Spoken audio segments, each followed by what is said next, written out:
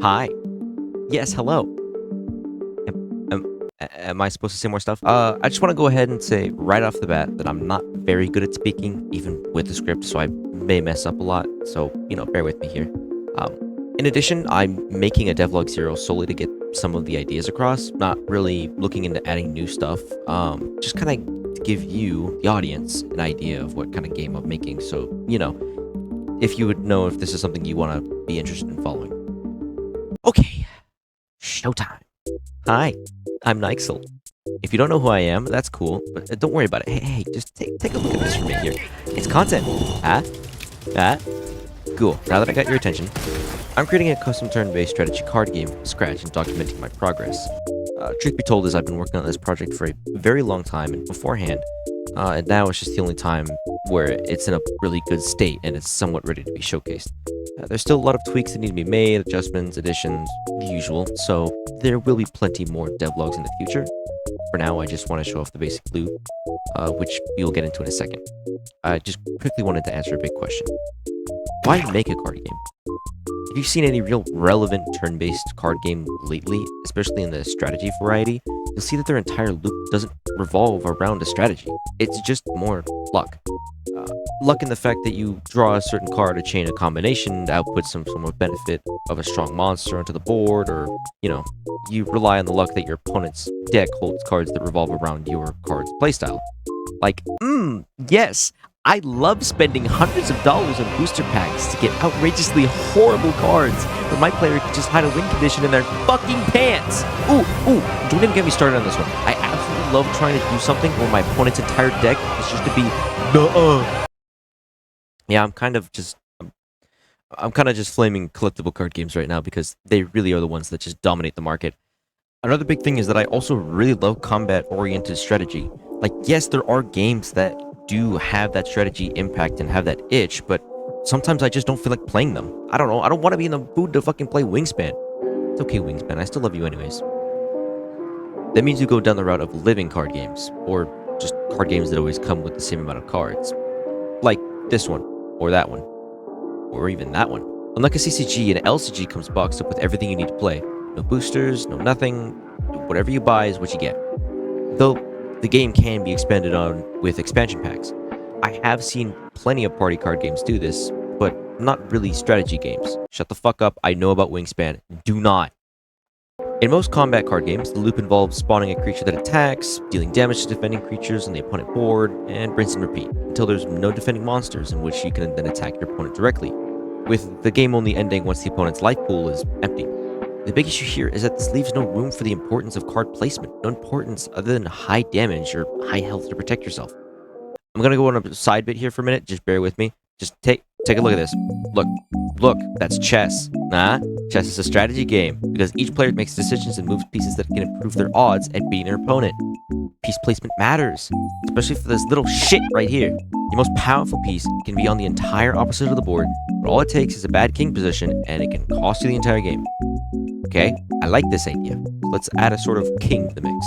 Now, cards defend this king card instead of the player itself, but this still creates the same issue where creatures have to be slain first to get to this card.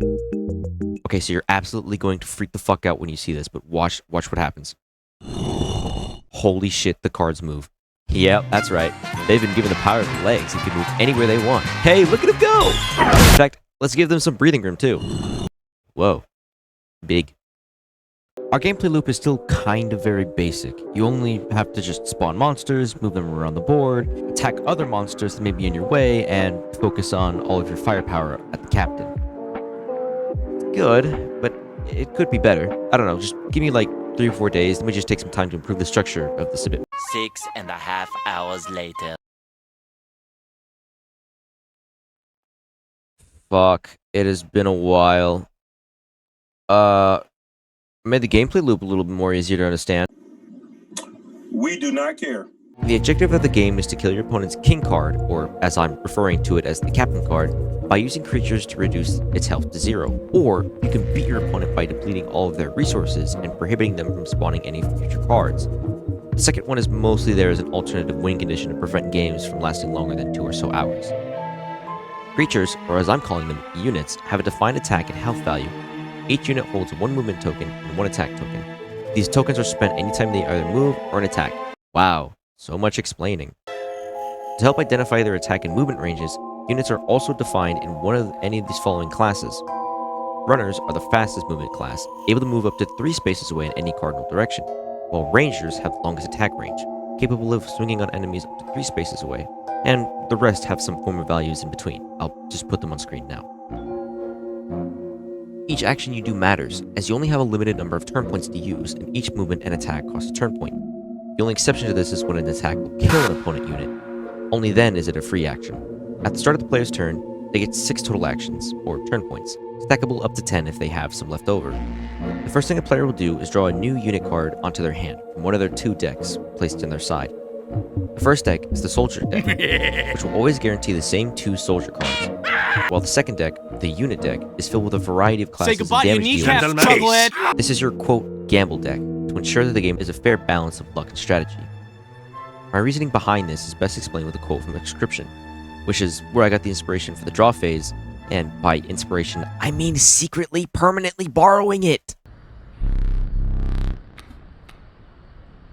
The Soldier deck is limited in size, but it's a stable source of cards suited for any need, while the Unit deck runs the risk of getting either weak cards that just don't fit your needs, or cards that are simply just too expensive. The upside to this deck is that these cards fill in roles that have overwhelming power. Will you take the certainty of a soldier, or test your luck for the strongest cards in your deck? To spawn a card, you must first allocate turn points relative to the card's cost. For example, a soldier, or foot soldier, has a cost of 1 turn point, while a scout, albeit weaker than the soldier, costs 0. They are then placed onto the playfield face down to simulate summoning sickness from Magic the Gathering, where on your next turn, they then become usable cards. You're only allowed to spawn as many cards as you have spawn cells on your turn, identified by these symbols on screen. They are only usable if not blocked, be it by an ally or even an enemy. No!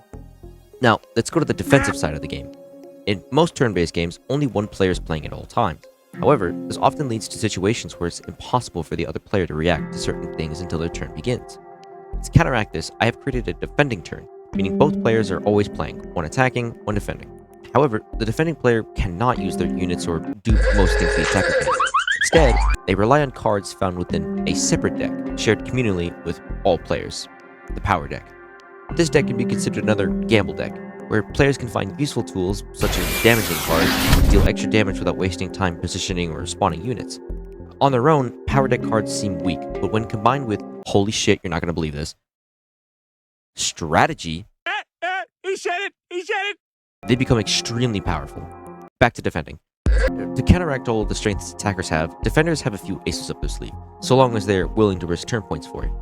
Power deck cards cost 1 turn point to draw on your attacking turn. One of the card types available is the countermeasure card, usable only on defense. These cards have instant or condition-based cases that negate some opponent activity.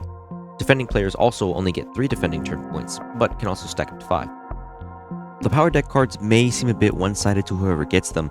It's intended to be a first-come, first-served gamble deck. Do you spend your turn points doing meaningful actions on your turn, like moving units and attacking your opponent, or do you gamble to get a powerful card that can assist in a long-term strategy?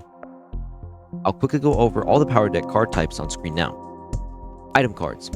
Item cards are instant use cards that have a cost of either 1, 2, or 3 turn points. They offer some sort of attacking benefit, such as drawing from your discard pile, anywhere from damaging item cards that can hurt opponent units as well. Countermeasures. Countermeasure cards are just like item cards at the defending turn if you really think about it. They're just to be used as an instant or reactive measure to stop a plan dead in its tracks. These cards just also have a cost of either 1, 2, or 3 defending turn points. The last one is trap cards. Trap cards are special cards that each have a cost of 1 turn point, and are placed face down to hide their use case. When a unit comes within its activation range, either cardinal, diagonal, or just all adjacent spaces, it activates and then gets discarded immediately. There are still 2 cards I've left out for now in the power deck, but I'd like to go over those both in a separate devlog as they rely on mechanics that just need to be fleshed out a lot more. If you really think about it, this is just the basic gameplay loop in its most basic form. Players spawn units, move them across the board, attack opponent units, and aim to attack the opponent's captain, with the occasional power deck card thrown in here and there. I know this was kind of a lot of information, but I hope it gives you all a clear idea of the game I'm creating, something that's just easy to pick up but difficult to master, with a proper balance between the actual strategy and the luck part to ensure that both new and experienced players alike get the same odds of beating their opponent. The decided to just call this a Devlog 0, if you will, because it's mostly just going into detail about the design concept and not really building anything or working on anything too crazy. I think I have a general idea of what I want to go over next, that being the nitty-gritty details of units, cars, and a few more tricks in ye old hat, but you'll have to stay tuned to find out about those. That's it for me, though. I hope you take a liking to this project as much as I do. You'll be certain to hear from me again soon, so thank you all so much for sticking around to the end of the video.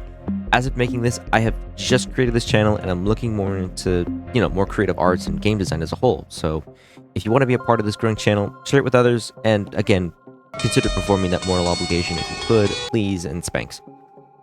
Anyways, I don't know how to end this, so have an explosion.